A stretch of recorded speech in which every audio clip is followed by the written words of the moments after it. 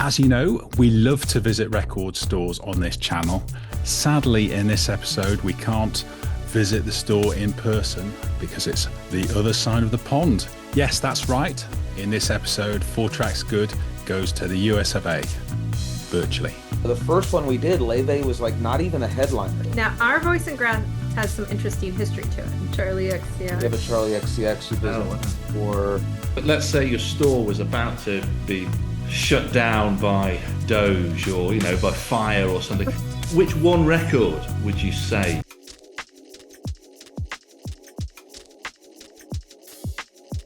So Byrdland Records is an outgrowth of our existing music business venue and restaurant in Adams Morgan called Songbyrd. It is a homage to Charlie Byrd, who was a famous local jazz guitarist and musician, and also was the house act and played a role in the business side of Showboat Lounge, which existed at the Songbyrd location on 18th Street in Adams Morgan. We are a vinyl records and music store carrying over 6,000 titles of vinyl records, as well as turntables, apparel, and merch.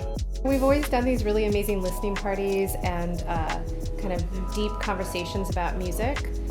We've always hosted a few a month, and it's been really hard. Like, our regulars are like, when are you going to bring these back? Like, we want to talk about music, right? And so we've been kind of just waiting for that moment where we can bring that back to this space. So DC is home for me. I never truly considered having a business anywhere other than DC. I think anything you need in the ecosystem is here, from creative designers, printers, artists, builders of furniture, also, just a good small business customer base. So I think really everything you need for a successful small business does exist here in Washington, D.C. So delighted that, I wish it's our afternoon, it's about 10 o'clock UK time, but it's about 5 o'clock Eastern Standard Time US, that we've got our first ever transatlantic episode, as Gary said earlier. I'm delighted that Alicia and Joe from Byrdland Records in Washington D.C. have joined us.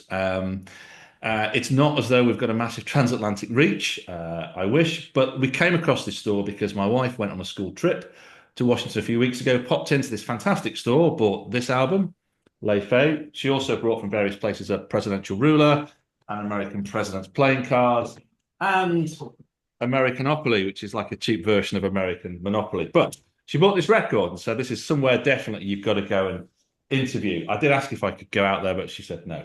So I'm delighted that Joe and Alicia are going to spend a bit of time with us this evening, so we can find out a bit more about their store as well. So good evening, good afternoon, Alicia, Joe, you good? Hi, yeah. That's great. It'd be wonderful if you could just start off by telling us a bit about maybe who you are, where you are, and why you decided to do something as crazy as open a record store. My name's Alicia Edmondson. I'm one half of Byrdland Records, Joe's the other. Why we opened a crazy record store?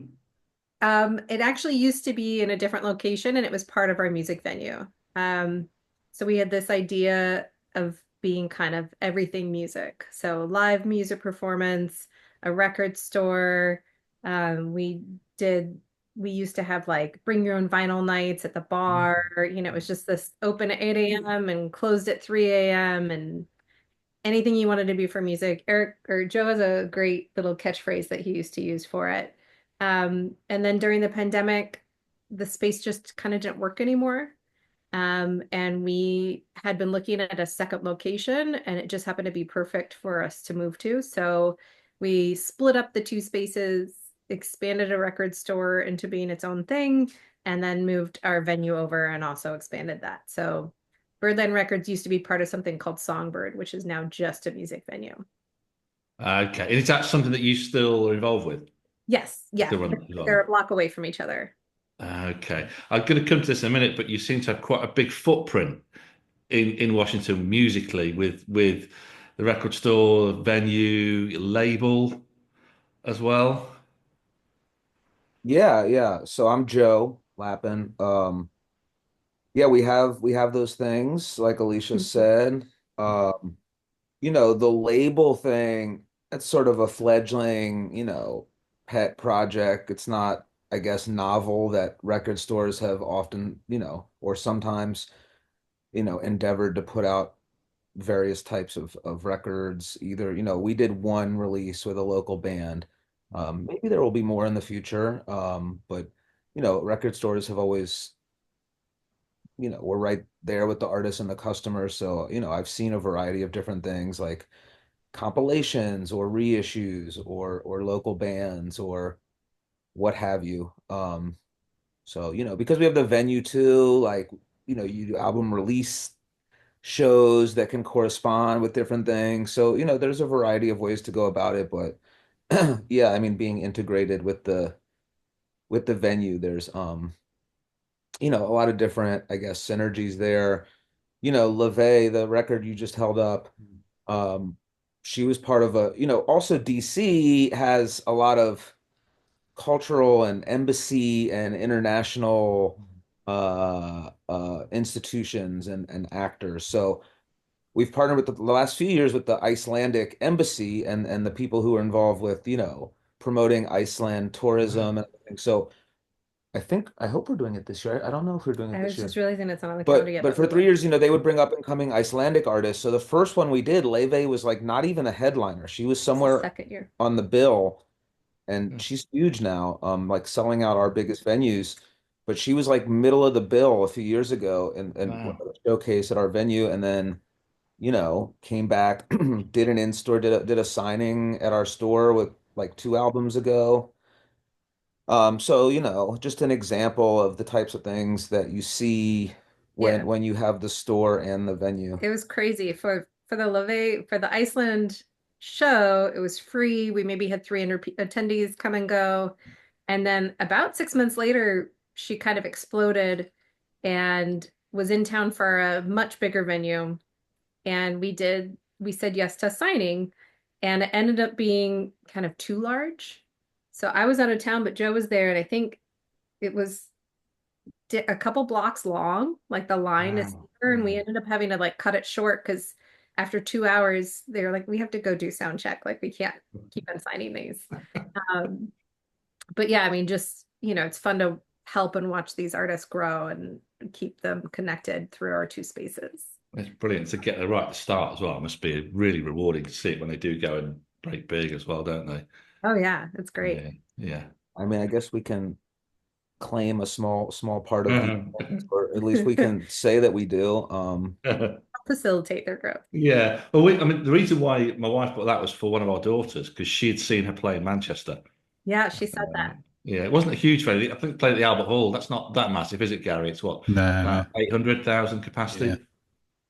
Yeah, it's nice. Good. It's good though. It's good. Yeah, she's Yeah, traveled the world at this point. I Yeah. know. I know as well. And the label thing's interesting because a few weeks ago, Gary and I went to Rubber Ducky. It's called Rubber Ducky Records, and this guy's got a record on a barge on a canal, and he specializes in electronic dance music. So it's we're far too old for that, but he's got his own label as well. He's starting that again as a way of just diversifying that. So yeah, it's really interesting to see, isn't it? Yeah, we talked. One idea we had, which we have not executed, was taking our live show recordings for local bands and then lathe cutting them to do small batch. I actually went to lathe cutting camp Oh wow. and thought about buying a lathe cut, but then when we get back, it's like our time is a finite thing, and how do Yeah, we do things right and well? yeah. So that's the thing, lathe cutting camp. Yeah, it's pretty cool. It's fun. Hey, we need to go on one of those, Neil. Oh, Yeah. you love They that, do them Gary. over here. Yeah, no, you'd love that certainly as well. I'm going to shut up in a minute, but the thing that really intrigued me in your story, you got a voiceograph. Now, Yep. if over here, if we conjure up images of 1950s, early 60s American record store or any store, it's going to have a voiceograph in it. If you think of Peggy Sue got married, Back to the Future, they're all going to have that in. So where did you get that from? Is it you still? I mean, it's incredible.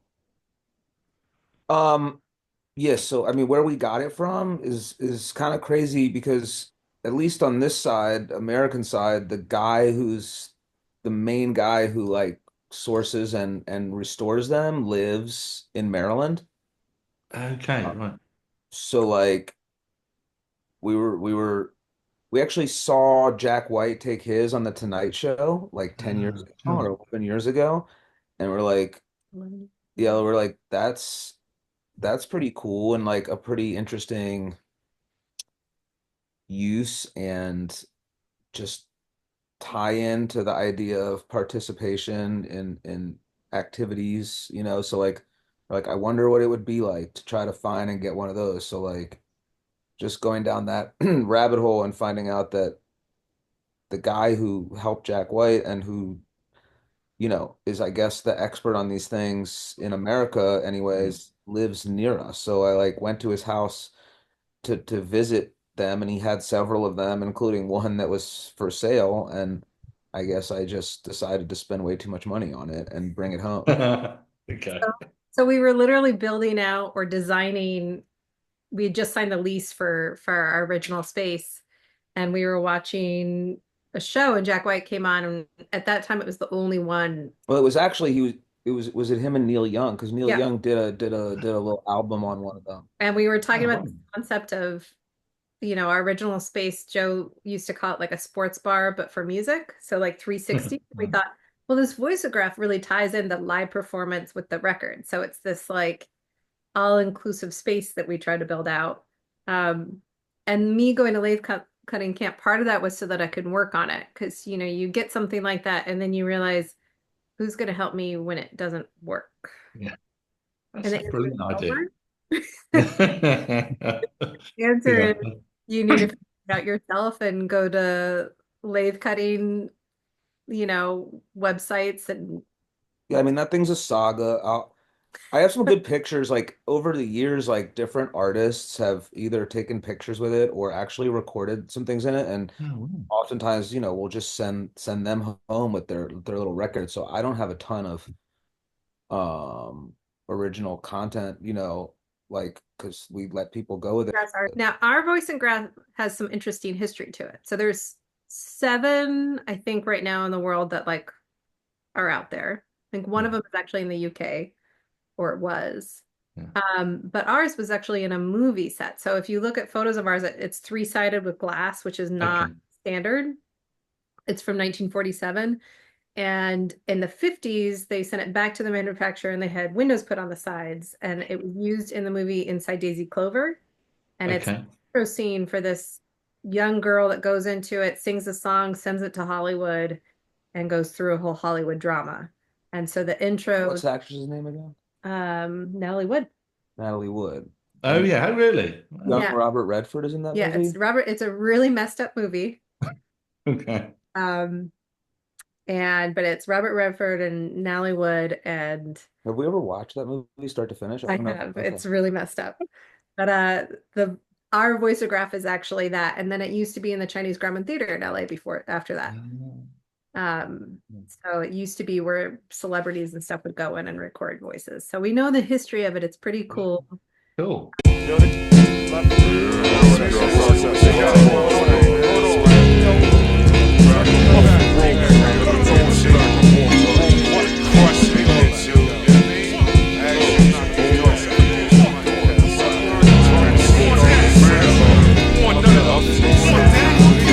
Let's go, yo, ODB, Jackie Chan, drunken style, stuntman, call me the fall guy, sombrero, vacation mellow, might catch an elbow at the live show, orchestra pit, cello, walking down the street with the mean mug on, make the white people scared when they see us on, the billboard black absorbs light, make them uncomfortable, untouchable, Theo Huxtable, Gordon Gartrell, Denise, so in the fleece, fees hit me off with the pen, I'm all in, my aunt Channy call Mom Wheeze, you feel it in the air like breeze, the verse writing itself, I'm on cruise control, soul to soul, back to life, I'm on the honor roll, hand me the dough, we can celebrate after the show, hard to handle, axe the Black Crows, deep cuts nobody knows, J-Side 9, Kev Brown and Rose, never no competition to pose.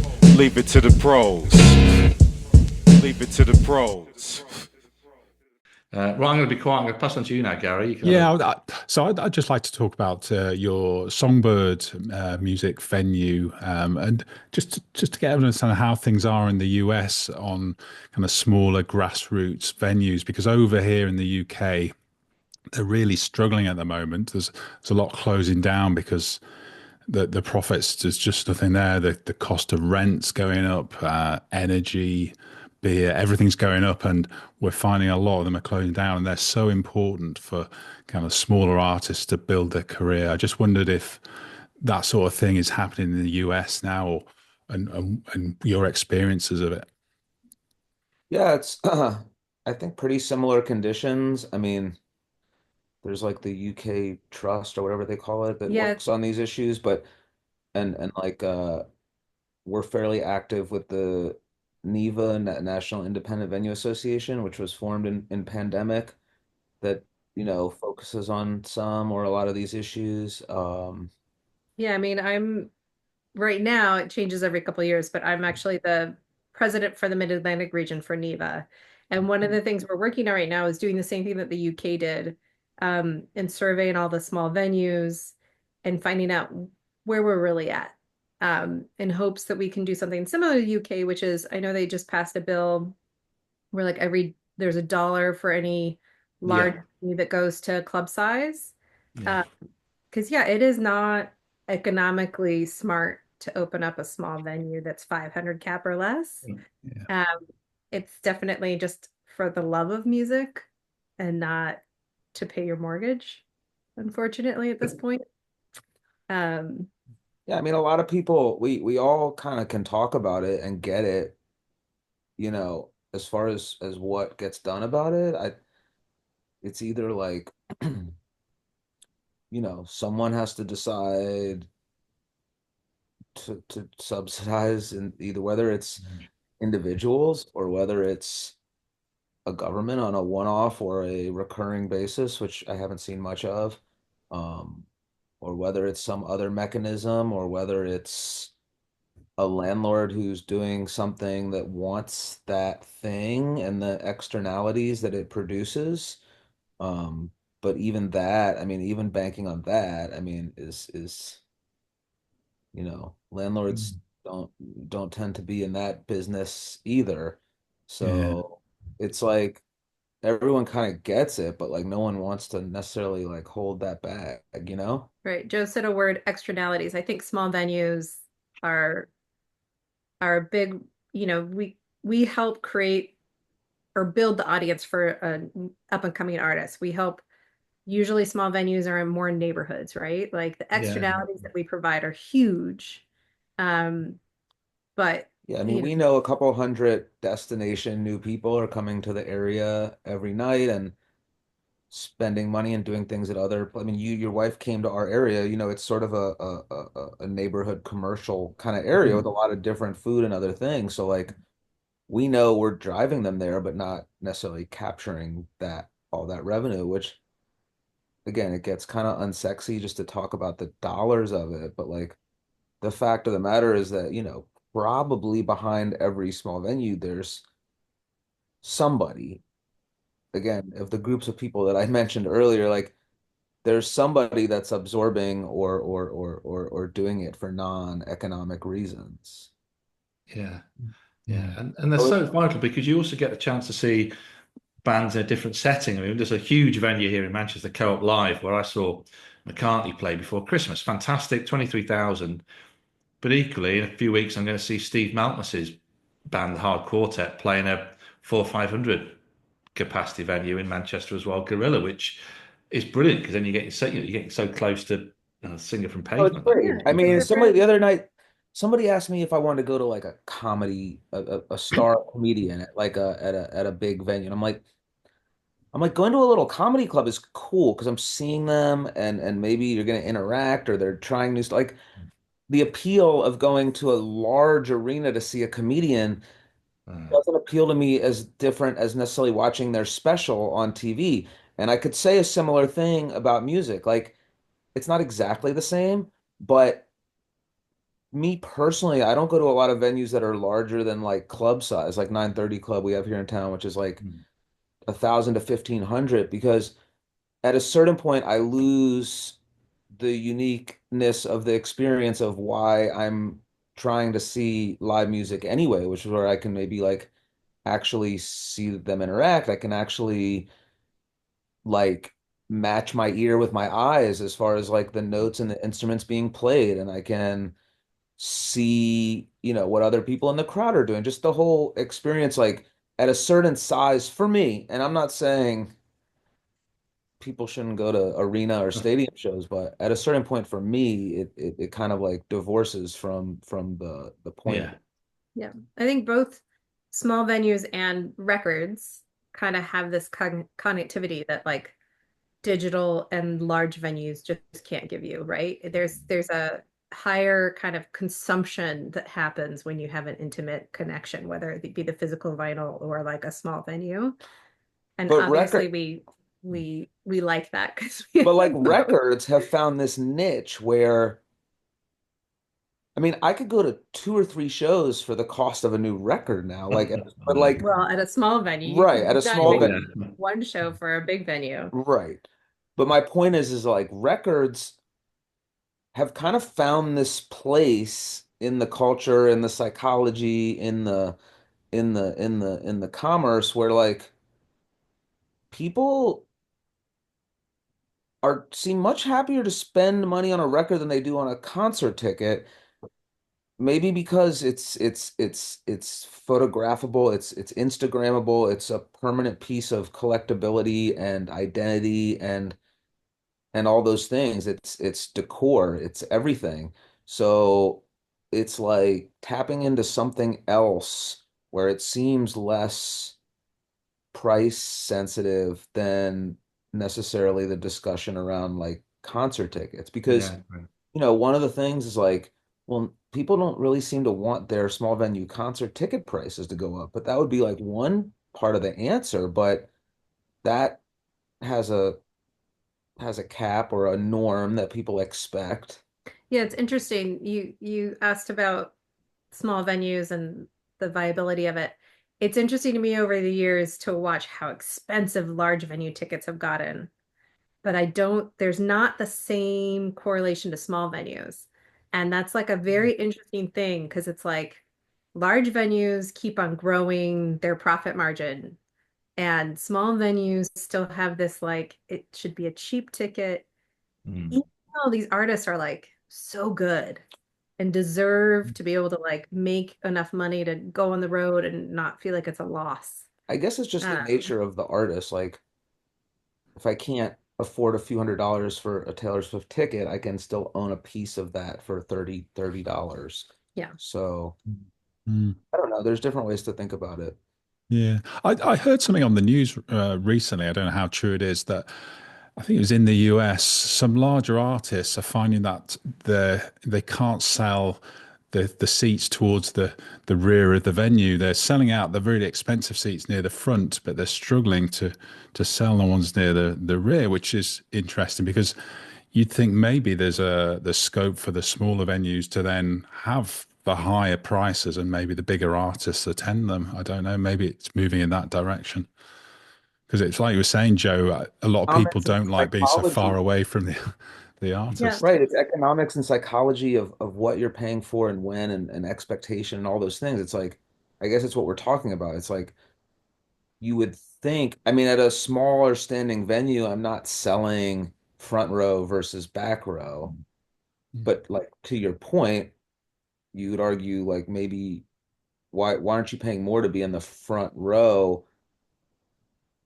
Do you know what I mean? If you're talking about it as experience in one place versus another, or what you're experiencing, like what I was talking about earlier, versus just like who the artist is. So I don't know. Maybe the psychology is like to say I went to a Paul McCartney or a Taylor Swift show, just to say I was in the building is worth more to people than it is to be in the front row of like a band that half their friends don't know. I don't know. But that Yeah. doesn't go for like the people that are our audience in our venue are obviously not those people. Do you know what I'm saying? But it's Yeah, like yeah, you're yeah. trying to crack the nut on like what it would be to have a full room paying larger prices at a small venue every night, then obviously there's like other layers of that audience that would need to kind of change their behavior a little bit. Mm. Yeah, yeah. This probably isn't the time to mention that we did go and see Taylor Swift in LA, bizarrely. It was a massive family treat. And my family saw them again last year, and we did see McCartney. But that's, but Well, the that's best ones also- are the really small ones. I mean, one of the best gigs I've been to the past year is there was a Rough Trade. They've got a record store in Liverpool. They do in stores. And there's an artist I really like called Bill Ryder Jones, who used to be in the Coral. Fantastic artist. It was just him and a guitar and a cellist, and right at the front. And it was such a moving, powerful event. And he did a signing afterwards. It by some distance the best thing I've been to in ages, actually. Yeah. And I It don't mean had the to, experience. don't take anything I'm saying as judging the people that No, choose to do one thing or the other. It's like no, just all part of no. the conversation. I think the Yeah. other thing that small venues struggle with is like the bigger artists, in terms of how people consume music Yeah. and how most, small print, I don't know about in the UK, but most cities used to have something that was like, for here it's city paper, and you could see your going out guide, and you look at Yeah. your genre and you're like, oh, I'm just going to experiment and see this band.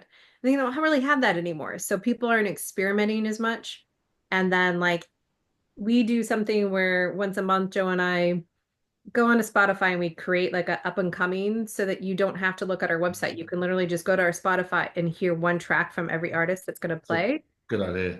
Kind of a cheat sheet, because that's how people want to kind of decide what they're going to see. But I feel like so many people just don't even try to see what a small venue, because you're probably not going to know who the artist is. And case in point, I mean, this one actually did sell well, but like we had someone from your side of the pod. We had Lila Young last year. Okay. Yeah. And you know, she wasn't a huge, she was starting to get some play, but like she wasn't giant at that point. Yeah. And you would have to be looking at our calendar to see that she was coming to a small venue and that you could see her for $25.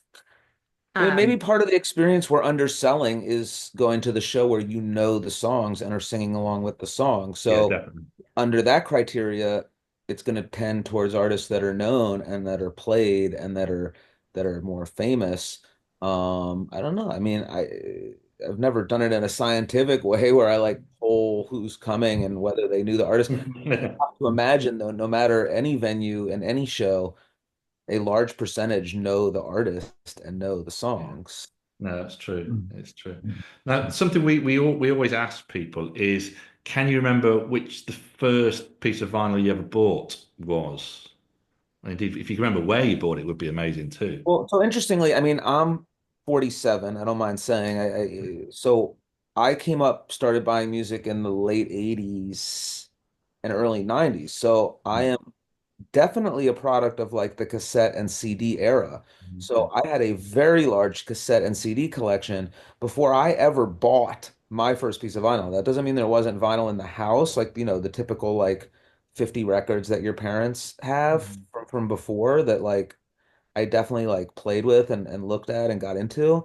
But I had a very large, particularly like CD collection. So when you ask that question, it's like, I don't know. I could say I could probably definitely remember some of the first tapes and CDs I bought, whereas maybe the first time I bought vinyl might have been that year might have started with a two. I can't remember necessarily. That's fascinating. What about Alicia? I'm a little different. So I grew up with my dad just steadfast, still listening to vinyl. And when my mom finally was like, no, we're going to switch out this vinyl set for CDs, I was really upset. And so I took with me into my bedroom, like, I don't know, I might have been 11, 12, like Jimi Hendrix and Led Zeppelin, and all my friends and I would, try to listen to backwards and all that stuff. And then when I was a junior, my great uncle passed away. He was a musician. And I inherited about 10,000 of his records because the whole family was like, Alicia, you're the only one with a record player.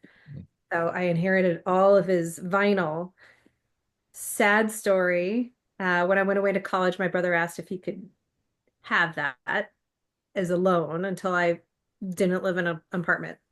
And before I finished college, his wife left him took all of my vinyl and pawned it all. So the first vinyl I bought was actually some records that I was trying to replace from what I already owned. So it was a lot of like my family's records, and the Led Zeppelin, and stuff that just like meant so much to me that I had already owned and got taken away from me. Oh, that's terrible. That's the sort of thing you would hire a really good lawyer for to get those records back, wouldn't you? If you to do it. And if there was, this isn't going to happen, but let's say your store was about to be shut down by Doge or by fire or something. It's sorry, a bit of politics there. It could happen. It could happen. Which one record would you save that you currently have in the store? That's like an impossible I question. know. Sorry.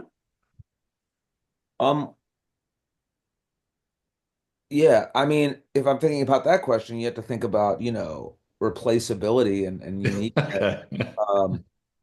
Right? Like a lot of the new stuff I could probably replace. We recently, last year, we came into a pretty big used collection. Okay. We've been spending time going through over the past months, and then there's been some real gems that have come out of that, like some really nice Quincy Jones record. Um, um, I might go save. I think I know where that is. Uh, the one that I have Jonathan keeping for me, like with the cool poster insert. Um, um, I don't know. I guess I'll go with that. Like, Okay. obviously he passed last year, so Yeah. I'm really interested in this record, and like I might make a cool little like display out of it instead of selling it. I do know what I would keep just because I've given it up several times and regret it every time. Nina Simone Live in Paris. Okay. We had like an original first copy and I was hoarding it for a little bit. I was like, you know what? The world, like someone else needs to hear this because they were repressing. And I was like, I'll just take one of the represses when we get it out. And we sold out in one day. And I thought, that's okay because they'll repress more. They didn't. And like we've gotten it back in twice and I keep on forgetting to take one for myself. So that's probably the one that I would like because I have a beat up version, but like that or I'm still trying to find a good version of Stevie Wonder Songs in the Key of Life. Okay. We have like 4 versions that are super beat up, and I didn't love the 2018 repressing. So, I mean, we keep some of our personal stuff here behind us at the house, um, like signed stuff I have. I mean, we have a lot of cool signed records behind the counter from artists that have come through. Okay, brilliant. I was like, if there was a fire and I was trying to salvage stuff, I might go like swipe all that stuff. Yeah. Yeah. You couldn't replace that at all, could Signed a you? record for us, like who are a bunch of the signed. I mean, Charlie X, we yeah. have a Charlie XCX you Oh, visit wow. or Sweetest person to all of our staff. That was Yeah.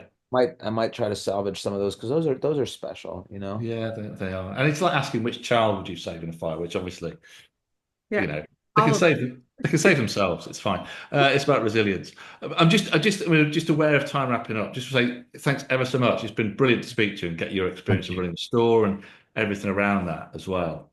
It's a tangible thing, and I think we live in a world that has a lot of untangibles. So much of what we do and exist is in our phones. There's an intent from the artist behind vinyl, so the record, the record sleeve, the book that's inside of it, there's usually a story, there's usually all the lyrics are in there. It sounds better, so when you're experiencing vinyl, you can feel the bass.